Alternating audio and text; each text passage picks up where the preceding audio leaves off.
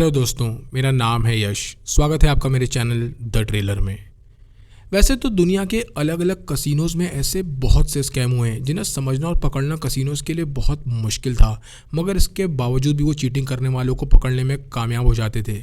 मगर आज की कहानी कसिनो की उस चीटिंग के बारे में है जिसे न कभी किसी कसिनो ने देखा और ना ही सुना। ये चीटिंग का तरीका इतना जीनियस था कि इसे अंजाम देने वाला मास्टरमाइंड और उसके पूरे गैंग ने लगभग 25 सालों तक कसिनोज़ को लूटता रहा, जिसमें उन्होंने लगभग $30 मिलियन तक लूट लिए और कसिनोज़ को इसकी भनक तक नहीं लगी। क्योंकि हर कसिनो चीटिंग के अलग अलग तरीकों से निपटने के लिए हर तरह के पैतरे अपनाता है, मगर इस बार कसिनोज़ का पाला एक ऐसे गैंग से पड़ा था जिसने अपनी चीटिंग से पूरी दुनिया के कसिनोज़ में तबाही मचा रखी थी। मगर ये तबाही इतनी शांत थी कि कसिनोज़ उन्हें पकड़ने की कोशिशों में लगे रहते और वो कसिनोज़ को लूटकर चुपचाप फरार हो जाते। आइए चलते हैं एक ऐसी कहानी की तरफ जो ये बताती है कि इंसानी दिमाग की कोई सीमा नहीं होती और अगर वो चाहे तो कुछ भी हासिल कर सकता है, फिर चाहे वो सही तरीके से हो या गलत तरीके से। कहानी शुरू होती सन 1995 से, जब लास वेगस के सीजर पैलेस कसिनो में कुछ गार्ड्स सर्विलेंस रूम में बैठे थे और वो सीसीटीवी कैमरास पर एक ऐसा फुटेज देख रहे थे जो उनकी समझ से परे था। वो देखते हैं कि एक प्लेयर $25,000 जीता और कसिनो से बाहर चला गया, जिसके बाद डीलर से कंफर्म करने पर गार्ड्स को पता चला कि उस शख्स ने डीलर को हरा दिया है। अब गार्ड्स ये जानना चाहते थे कि आखिर ये प्लेयर जीता कैसे, और इसके लिए वो सीसीटीवी फुटेज को खंगालना शुरू करते हैं, मगर ना तो उन्हें कोई ऐसा हैंड मूवमेंट दिखा और ना ही कुछ और जिससे ये साबित हो सके कि उसने चीटिंग की है। गार्ड्स ने बार बार इस सीसीटीवी फुटेज को देखा ताकि उन्हें कोई सबूत मिल सके, मगर उनके हाथ कुछ भी नहीं लगा। इस बात को हुए अभी एक महीना ही बीता था कि तभी अलग अलग कसिनों से ये खबरें आने लगीं कि उन्हें भी इस तरह के नुकसान का सामना करना पड़ रहा है, जिसमें कसिनो चिप्स गायब हो रही हैं और कुछ लोग बड़े दांव जीत रहे हैं, मगर उनकी जीत के पीछे कोई पैटर्न नहीं था, जिसकी वजह से ना तो उन्हें किसी पर शक था और ना ही कोई गिरफ्तारी हुई। सबसे ज़्यादा चौंकाने वाली बात यह है कि इन सबके पीछे जो शख्स था वो पहले कभी कसिनो में खुद डीलर हुआ करता था और एक ब्रिज के नीचे रहता था। ये शख्स लास वेगस में कभी कसिनो खेलने आया था, मगर एक हफ्ते के अंदर ही वो जुए में अपना सब कुछ हार गया और उसी वक्त उसने वो रास्ता ढूंढा जिससे वो अपना सब कुछ खोया हुआ कसिनो से वापस ले सके। ये कहानी रिचर्ड मार्कस नाम के एक शख्स की, जिसने दुनिया के सबसे सिक्योर्ड कसिनो से $30 मिलियन लूटे और कभी पकड़ा नहीं गया। अब यहाँ से वो कहानी शुरू होती है जो हमें ये बताएगी कि रिचर्ड लास वेगस तक पहुँचा कैसे और कैसे वो दुनिया का सबसे बेहतरीन चीटिंग गैंग का हिस्सा बना। बात है सन 1975 की गर्मियों की, जब रिचर्ड ने अपनी ज़िंदगी में पहली बार लास वेगस में कदम रखा। उस वक्त रिचर्ड की उम्र महज 17 साल थी और वो न्यू जर्सी से $20,000 लेकर यहाँ आया था जो उसने हॉर्स बैटिंग में जीते थे। ये रिचर्ड के लिए एक बहुत बड़ी रकम थी, मगर लास वेगस के कसिनोज़ में ये रकम चुटकियों में गायब हो सकती थी और रिचर्ड इस बात से बिल्कुल बेखबर था। बहरहाल लास वेगस पहुंचने के बाद रिचर्ड रिवेरिया होटल में अपने लिए एक रूम बुक करता है और महज कुछ ही दिनों में बैटिंग करके वो $20,000 को $1,00,000 में बदल देता है, मगर उसे ये बहुत कम लग रहे थे और वो ज़्यादा से ज़्यादा पैसे जीतना चाहता था। अपनी इसी लालच की वजह से जो किस्मत अब तक उसका साथ दे रही थी, वही किस्मत अब उसके खिलाफ काम करने लगी और देखते ही देखते अब उसका हर दांव उल्टा पड़ने लगा और जो भी सारे पैसे उसने अब तक जीते थे वो सब कुछ हार चुका था। अगली सुबह होते होते रिचर्ड सारे पैसे हार चुका था और वो किसी भी तरह कसिनो से पैसे वापस जीतना चाहता था और इसके लिए उसने अपनी बाहर खड़ी मस्टैंग कार भी बेच दी ताकि वो और खेलने के लिए पैसे इकट्ठा कर सके। रिचर्ड की ये कोशिश भी नाकाम रही और हारे हुए पैसे जीतने के चक्कर में कार भी उसके हाथ से चली गई। अब जो रिवेरिया होटल पहले उसका स्वागत कर रहा था, वहीं से उसे लात मारकर बाहर निकाल दिया गया क्योंकि वो पूरी तरह कंगाल हो चुका था। रिचर्ड को अब ये समझ नहीं आ रहा था कि वो जाए कहाँ और इसीलिए वो एक ब्रिज के नीचे रहने लगा और लोगों से भीख मांगकर अपनी ज़िंदगी गुजारने लगा और इस तरह कई हफ्ते निकल गए। मगर फिर एक रात कुछ ऐसा हुआ जिसने उसकी ज़िंदगी को हमेशा के लिए बदल कर रख दिया। उस रात रिचर्ड ब्रिज के नीचे सो रहा था, जहाँ पास के ही कुछ लोगों में आपस में लड़ाई हो जाती है और एक बॉटल रिचर्ड के सिर पर लग जाती है। अब रिचर्ड गरीब और भूखा होने के साथ साथ ज़ख्मी भी था और तभी उसने कसम खाई कि वो अपनी ज़िंदगी बदलेगा और वापस अपने पैरों पर खड़ा होगा। कुछ ही दिनों बाद वो एक स्टोर से कुछ कपड़े चुराता है, खुद को साफ सुथरा करता है और ब्लैक जैक डीलर की जॉब के लिए फोर क्वींस कसिनो पहुंच जाता है। क्योंकि वो कार्ड शफलिंग में काफ़ी माहिर था, इसीलिए उसे वहाँ एक डीलर की जॉब मिल जाती है और अब वो हर रात प्लेयर्स को इतने पैसे जीतते देखता जितनी उसकी साल भर की सैलरी थी। ये बात अब उसे हर वक्त खाने लगी और वो चाह कर भी पैसे नहीं जीत सकता था, मगर वो इस बात से बिल्कुल बेखबर था कि कसिनो में एक शख्स है जो हर वक्त उस पर नज़र रख रहा है। एक रात अपना काम खत्म करने के बाद रिचर्ड देखता है कि एक शख्स कसीनो के पिछले दरवाजे पर खड़ा उसका इंतजार कर रहा है। इस शख्स ने एक बहुत अच्छा सूट पहन रखा था और वो देखने में काफ़ी कॉन्फिडेंट भी लग रहा था। और जैसे ही रिचर्ड उसके पास से निकला, इस शख्स ने उसे रोक लिया। रिचर्ड को रोकते ही शख्स ने उससे कहा कि मैंने तुम्हें टेबल पर देखा है और तुम बहुत स्मार्ट और शार्प हो, मगर तुम अपना वक्त यहाँ बर्बाद कर रहे हो। ये सुनते ही रिचर्ड उससे पूछता है कि तुम कौन हो, जिसके जवाब में शख्स मुस्कुराते हुए कहता है कि तुम मुझे मिस्टर सी बुला सकते हो और अगर तुम बहुत सारे पैसे कमाना चाहते हो तो कल आकर मुझसे मिलो। ये सुनकर पहले तो रिचर्ड कुछ हिचकिचाया, मगर फिर उसने हाँ में सर हिला दिया और वो ये समझ नहीं पाया कि ये बातचीत आगे चलकर उसे कसीनो के इतिहास का सबसे बड़ा चीटर बनाने वाली है। अगली रात अपनी ड्यूटी ख़त्म करने के बाद रिचर्ड मिस्टर सी से एक रेस्टोरेंट में मिला, जहां मिस्टर सी पहले से ही उसका इंतज़ार कर रहा था। और मुलाकात होते ही मिस्टर सी ने अपनी बात कहनी शुरू कर दी। बातचीत शुरू होते ही मिस्टर सी ने कहा कि वो एक ऐसी टीम के साथ काम करता है जो कसिनोस को हराती है, जिसमें ना तो किसी हथियार और ना ही किसी मारपीट का इस्तेमाल होता है, और वो ये काम बहुत सफाई से करते हैं। और साथ ही साथ रिचर्ड से ये भी पूछता है कि क्या वो उनके साथ जुड़ना चाहेगा। चूँकि रिचर्ड जल्द से ज़्यादा पैसे कमाना चाहता था, इसलिए बिना कोई सवाल किए वो फ़ौरन हाँ कर देता है। इस बातचीत के 2 दिन बाद की रात को रिचर्ड कसिनो में अपनी जॉब पर था, जहां ब्लैक जैक टेबल पर वो पत्ते बांट रहा था कि तभी उसकी नज़र एक प्लेयर पर पड़ती है।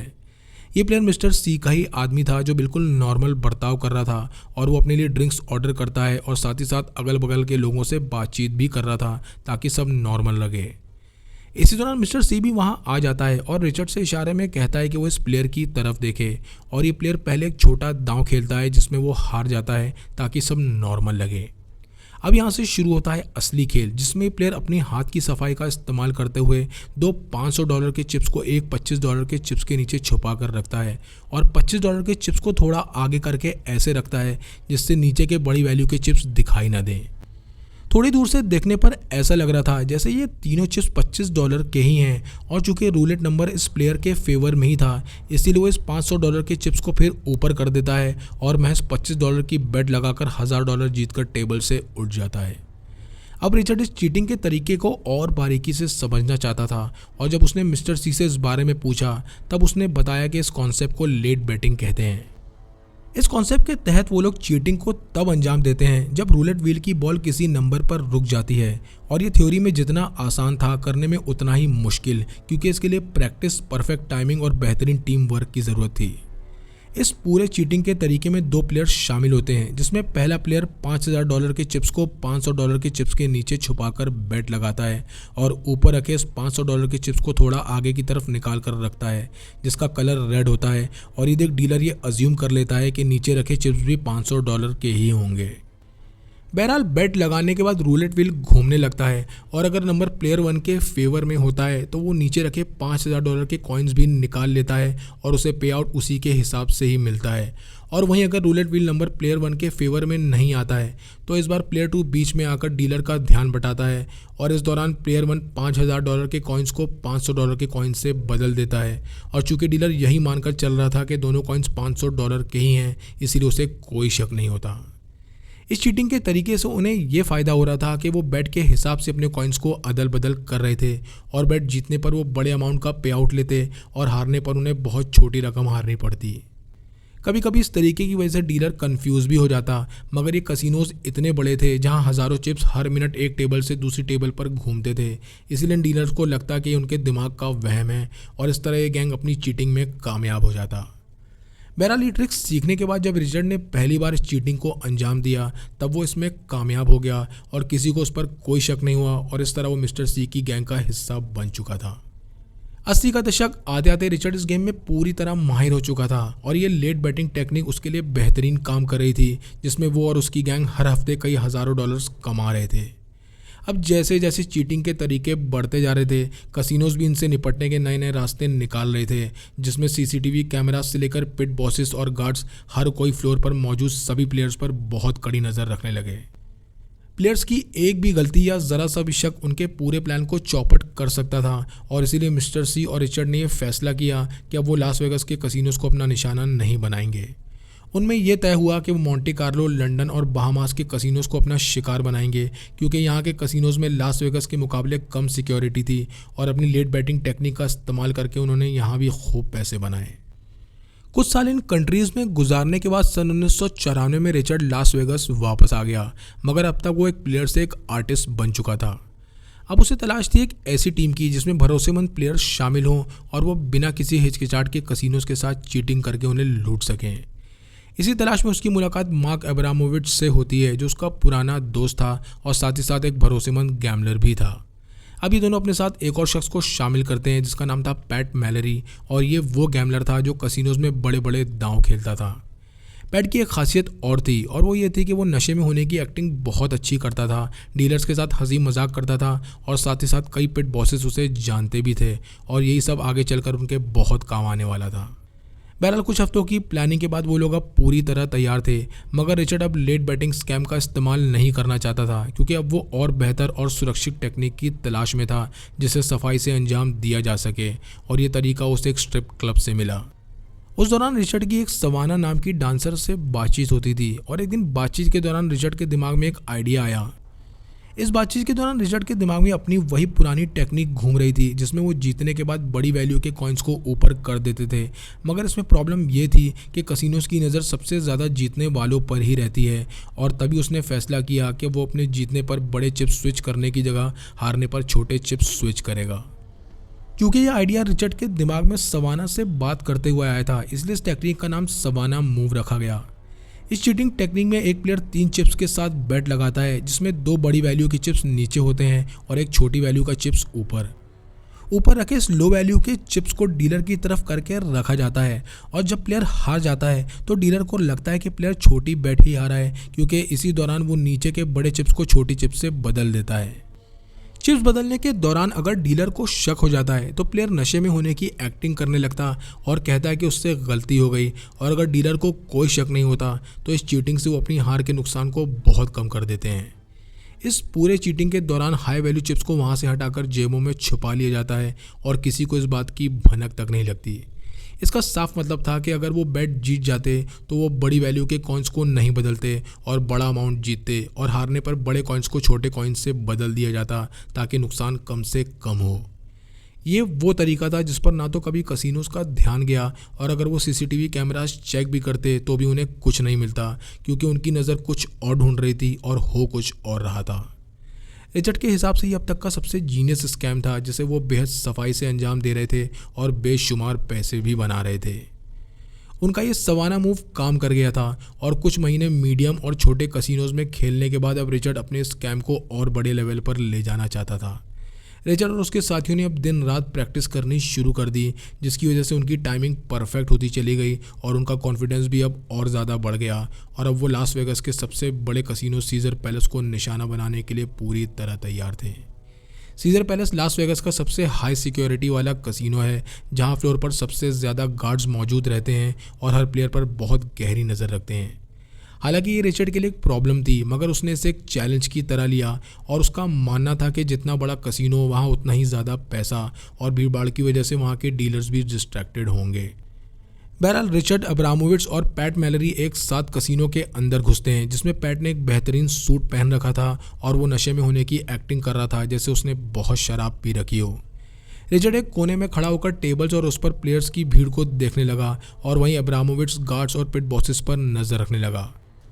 उनका टारगेट रूलेट व्हील था, जिसके बाद पैट रूलेट टेबल पर $5000 के चिप्स ले लेता है और $25 के चिप्स के नीचे 2 हाई वैल्यू चिप्स को छुपा देता है, जैसे वो हर कसिनो में करते थे। रूलेट व्हील के घूमते ही पैट चौकन्ना हो जाता है, मगर वो ये बैट हार जाता है, और ये देखते ही वो हल्का सा आगे झुका और नीचे छुपे हाई वैल्यू चिप्स को $25 के लो वैल्यू चिप्स से बदल दिया। हालांकि डीलर की नज़र पूरी टेबल पर थी, मगर वो इस अदला बदली को पकड़ नहीं पाया और पैट चुपचाप उस टेबल से उड़ गया। उस पूरी रात उन तीनों ने अलग अलग टेबल्स पर यही तरीका अपनाया, और सुबह होते होते वो $1,00,000 बना चुके थे, जिसमें उनकी हार जीत दोनों हुई, मगर उन्होंने अपनी चीटिंग से जीत को बड़ा और हार को बहुत छोटा बना दिया था। सुबह अपने होटल पहुंचने के बाद उनके बीच ये बातचीत होने लगी कि वो जीत तो गए हैं, मगर उन्होंने इस बार रिस्क बहुत ज़्यादा ले लिया, क्योंकि सीजर पैलेस कसिनो में कैमरास हर जगह लगे हुए हैं, और उनकी चीटिंग किसी भी कैमरे में आ जाती तो उनका खेल ख़त्म था। बहरहाल उनमें यह तय होता है कि अब वो अपनी बेट्स के अमाउंट को छोटा रखेंगे, और अगले 6 महीनों तक उन्होंने छोटी छोटी बेट्स लगाई, कम वक्त कसिनो में गुजारा और जल्द वहाँ से निकल गए। अपनी बेट छोटी रखने के बावजूद भी वो लोग हज़ारों डॉलर्स वेगस के कसिनों से लूटने में कामयाब हो रहे थे और ना वो पकड़े जा रहे थे और ना ही उन पर कोई चार्जेस लग रहे थे। मगर हमेशा की तरह गलत चीज़ें ज़्यादा लंबे वक्त तक छुपी नहीं रहती और यहाँ भी यही हुआ। एक रात बालिस कसिनो में रिचर्ड और उसके साथी बैठे थे और वो अपनी इसी टेक्निक से बैटिंग कर रहे थे, जिसमें दोनों बार वो जीत गए। मगर तीसरी बार जब उन्होंने दांव लगाया तब कुछ अलग हुआ। पैट मैलरी के बैट लगाने के बाद रूलेट व्हील घूमने लगा, जिसमें वो लोग हार गए और ये गेम का हिस्सा था। मगर पैट मैलरी जैसे ही चिप्स को बदलने के लिए झुका, पिट बॉस ने उसे देख लिया। इस बार पिट बॉस ने पैट का हाथ और कॉइन्स देख लिए और ये काफ़ी था उस पर शक करने के लिए। शक होते ही वो पिट बॉस पैट की तरफ बढ़ा और उसके कंधे पर हाथ रखकर उससे पूछा कि ये क्या है। अचानक हुए सवाल से पैट घबराया नहीं, बल्कि वो नशे में होने की एक्टिंग करता रहा और साथ ही साथ एक कंफ्यूजिंग स्माइल के साथ खड़ा हो गया, जैसे उसे कुछ पता ही ना हो। पिट बॉस ये समझ गया कि पैट नाटक कर रहा है और उसने वहाँ 2 और गार्ड्स बुला लिए, जिसके बाद गेम को रोक दिया गया। ये पूरा नज़ारा रिचर्ड और अब्रामोविच दूर से खड़े देख रहे थे, मगर वो उसकी मदद नहीं कर सकते थे। और इसी दौरान पैट ने पिट बॉस के कान में कुछ फुसफुसाया और उससे कहा कि वो वॉशरूम जाना चाहता है। हैरत की बात यह थी कि पिट बॉस ने उसे बिना किसी गार्ड के वॉशरूम जाने दिया और वॉशरूम में जाने के बाद पैट ने अपना असली खेल शुरू किया। उसने बिना एक भी सेकंड गंवाए पहले तो वॉशरूम को अंदर से लॉक किया और फिर अपना सूट उतार दिया, जिसके बाद उसने वो कपड़े निकाल कर पहने जो उसने पहले से ही वॉशरूम के अंदर छुपा रखे थे। ये कपड़े देखने में बहुत नॉर्मल थे, जिससे किसी को ये न लगे कि वो एक प्लेयर है, और ये उनका प्लान भी था जिसकी तैयारी उन्होंने बहुत पहले ही कर रखी थी। उसने उतारे हुए सूट को एक कचरे के डब्बे में फेंका और बैकडोर एग्जिट से होते हुए वहाँ से फरार हो गया। कुछ ही देर बाद पिट बॉस फिर से उसी रूलेट टेबल पर आया और सूट पहने पैट मैलरी को ढूंढने लगा, मगर वो पहले ही भाग चुका था। अब उन्होंने कैमरास के फुटेज को बार बार खंगाला, मगर पैट उन्हें कहीं नहीं मिला और इस तरह कसिनो के पास ना तो कोई नाम था, ना ही कोई सबूत, और वो किसी को भी गिरफ्तार नहीं कर पाए। उस रात पहली बार रिचर्ड की टीम पकड़े जाने से बाल बाल बची और वो ये समझ चुके थे कि अब वो ज़्यादा दिनों तक कसिनोज की नज़रों से बच नहीं सकते, और तब वो फिर से अपनी टेक्निक बदलने का फैसला करते हैं। सन 1995 आते आते कसिनोज पूरी तरह बदल चुके थे, क्योंकि अब उनकी सिक्योरिटी बहुत एडवांस हो चुकी थी और इसी वजह से अब कैमरास टेबल्स के साथ साथ दीवारों के ऊपर और अंदर भी लगाए जाने लगे थे। ये देख रिचर्ड को यह समझ आ गया कि अब उसकी पुरानी टेक्निक काम नहीं करेगी और इसीलिए अब उसने अपने नए प्लान पर काम करना शुरू कर दिया। अब वो तीनों अलग अलग कसिनोज पर नज़र रखने लगे और इस बार वो कसिनोज के डीलर्स पर नहीं, बल्कि उन लोगों पर नज़र रखे हुए थे जो डीलर्स पर नज़र रख रहे थे। रिचर्ड और उसके साथी रूलेट टेबल पर बिना खेले घंटों गुजार देते ताकि वो फ्लोर मैनेजर पर नज़र रख सकें, और साथ ही साथ कौन सा पिट बॉस कितनी देर में वहाँ से गुजरता है, कौन सी टेबल का कैमरा एंगल सबसे ज़्यादा ख़राब है और कौन सा डीलर जल्दी प्रेशर में आ जाता है। इन सारी बातों पर ध्यान देते। इन सारी चीज़ों पर नज़र रखने के बाद उन्होंने एक नई टेक्निक ईजाद की जो पूरी तरह डीलर के बिहेवियर के इर्द गिर्द घूमती थी। उन्होंने देखा कि कोई डीलर रूलेट मशीन फास्ट घुमाता है तो कोई बेट्स लगाने में देरी करता है, और कोई डीलर हर बार इधर उधर देखने लगता है जब भी वेटर्स उसके पास से होकर गुजरती है। डीलर के इस बिहेवियर को ध्यान में रखते हुए अब रिचर्ड और उसके साथी अपने होटल रूम्स में खुद डीलर बनकर प्रैक्टिस करने लगे और एक दूसरे को कैमराज में रिकॉर्ड भी करने लगे। वो ऐसा इसलिए कर रहे थे ताकि वो कसिनो फ्लोर का पूरा एक सीन क्रिएट कर सकें जहां सबके बीच अपनी चीटिंग को अंजाम दे सकें, और उनकी ये प्रैक्टिस इतनी परफेक्ट थी कि वो उसे सेकंड बाय सेकंड कॉपी कर रहे थे। बहरहाल अब वो लोग पूरी तरह तैयार थे अपने आगे के स्कैम के लिए, क्योंकि उन्होंने हर चीज़ को फ्रेम बाय फ्रेम प्रैक्टिस किया था। रिचर्ड और उसकी टीम अब और सफाई से चीटिंग और कॉइन स्विच को अंजाम देने लगे, जिसकी वजह से कसिनोज को हर महीने हज़ारों डॉलर्स का नुकसान उठाना पड़ रहा था, मगर ये कोई नहीं जानता था कि इसके पीछे कौन है। वो तीनों हर रात अलग अलग कसिनोज को अपना शिकार बनाते, जिसमें बेट की रकम इतनी होती कि वो ठीक ठाक पैसे बना ले, मगर इतनी ज़्यादा भी नहीं होती कि कसिनोज का ध्यान उन पर जाए। महज 4 महीनों के अंदर ही वो $3 मिलियन बना चुके थे, और वो भी बिना किसी को उन पर शक हुए। और वहीं दूसरी तरफ कसिनो सिक्योरिटी अपने CCTV कैमरास को दिन रात खंगालती रही, मगर उनके हाथ कुछ नहीं लगा। इस तरह कुछ महीने और गुजर गए कि तभी एक रात सीजर पैलेस के पिट बॉस की नज़र रिचर्ड पर पड़ती है और उसे कुछ अटपटा सा लगता है। पिट बॉस को एक अजीब सा पैटर्न दिखाई देता है और उसे लगने लगता है कि रिचर्ड इतनी बड़ी बड़ी बेट लगाने के बाद भी एकदम शांत रहता है और ज़्यादातर जीत जाता है। ये देख पिट बॉस रिचर्ड को अपने साथ बैक रूम में ले जाता है और उससे सवाल जवाब करते हुए उसकी तलाशी लेना शुरू कर देता है। इसी दौरान वो रिचर्ड के सामने सीसीटीवी फुटेज भी चेक करने लगा, मगर रिचर्ड जो करता था ना तो वो उसे देख पा रहे थे और ना ही उसे साबित कर सकते थे। इस सीसीटीवी फुटेज में रिचर्ड महज बेट लगाते हुए दिखाई दे रहा था, जिसके बाद रूलेट व्हील घूमने लगा और ये देखने में एक नॉर्मल गेम लग रहा था। बहरहाल कई घंटों तक पिट बॉस और गार्ड्स सीसीटीवी फुटेज को खंगालते रहे, मगर जब उन्हें कुछ नहीं मिला तब वो रिचर्ड से कहते हैं कि तुम जा सकते हो, मगर यहाँ दोबारा कभी मत आना। रिचर्ड बिना कोई शोर शराबा किए चुपचाप वहाँ से निकल गया, मगर मन ही मन वो हंस रहा था क्योंकि उस रात उसने बहुत छोटी बेट लगाई थी और छोटा अमाउंट हार कर कसिनो से बाहर आ गया। लगातार बढ़ती हुई हार से अब कसिनोज ने अपनी सिक्योरिटी पर बहुत ज़्यादा पैसे खर्च करना शुरू कर दिए, जिसमें नए कैमरा सिस्टम, फेशियल रिकॉग्निशन और पैटर्न ट्रैकिंग सिस्टम पर उन्होंने कई मिलियन डॉलर्स खर्च किए। इस सिक्योरिटी सिस्टम से वो हर प्लेयर पर बहुत बारीकी से नज़र रखने लगे कि उनकी बॉडी लैंग्वेज कैसी है, वो कब बेट लगाते हैं और उनके आसपास कौन खड़ा होता है। मगर तब तक बहुत देर हो चुकी थी और रिचर्ड और उसके साथियों ने अपनी चीटिंग टेक्निक को ही बदल दिया था। अब हर रात अलग अलग कसिनोज जाने के बजाय वो एक ही कसिनो जाते, छोटी बेट लगाकर छोटा अमाउंट जीतते और चुपचाप कसिनो से बाहर निकल जाते। कसिनो के स्टाफ की नज़र में ये तीनों रेगुलर प्लेयर्स थे जो कभी जीतते तो कभी हारते, मगर अपनी चीटिंग से उन्होंने रिस्क को ऐसे मैनेज किया कि वो पैसे बनाकर ही बाहर निकलते और इसी वजह से वो हर हफ्ते हज़ारों डॉलर्स बना रहे थे। सन 2000 आते आते रिचर्ड और उसके साथियों ने पूरी दुनिया के अलग अलग कसिनोज को लूटकर लगभग $30 मिलियन बना लिए थे और आखिरकार रिचर्ड ने फैसला किया कि अब वो ये सब बंद कर देगा। उसका मानना था कि उसने अच्छे खासे पैसे बना लिए हैं और उसने खामोशी से इस गेम को अलविदा कह दिया, मगर कुछ सालों बाद उसने एक नया रास्ता चुना जो उसके पुराने रास्ते से बिल्कुल अलग था। जहाँ पहले वो कसिनोज को चीट करके उन्हें लूटता था, वहीं अब वो कसिनोज का एडवाइज़र बन गया, जिसमें वो उन्हें चीटिंग से बचने के तरीकों के बारे में बताने लगा और साथ ही साथ डीलर्स, पिट बॉसेस और गार्ड्स को ट्रेनिंग देने लगा। उसने गार्ड्स की टीम को सीसीटीवी फुटेज भी देखना सिखाया और बताया कि फुटेज में उन्हें क्या क्या देखना चाहिए और साथ ही साथ उन ब्लाइंड स्पॉट्स के बारे में भी बताया जिसके बारे में वो बिल्कुल भी नहीं जानते थे। सबसे ज़्यादा हैरानी वाली बात यह है कि इस सर्विस के लिए कसिनोज उसे 6 फिगर सैलरी दे रहे थे, वही कसिनोज जिन्हें वो लूटा करता था। रिचर्ड ने अमेरिकन रूलेट नाम की एक बुक भी लिखी जिसमें उसने अपनी चीटिंग के तरीके और 25 सालों तक उसने कैसे कसिनोज को लूटा वो सब लिखा। ये थी कहानी एक ऐसे गैमलर की जिसने चीटिंग का वो जीनियस तरीका निकाला जिसे कोई पकड़ नहीं पाया और उसका नाम इतिहास के सबसे शातिर स्कैमर्स में शामिल हो गया। आपको ये कहानी कैसी लगी कमेंट सेक्शन में लिखकर ज़रूर बताएं। चैनल को लाइक और सब्सक्राइब करें। मिलते हैं नेक्स्ट वीडियो में।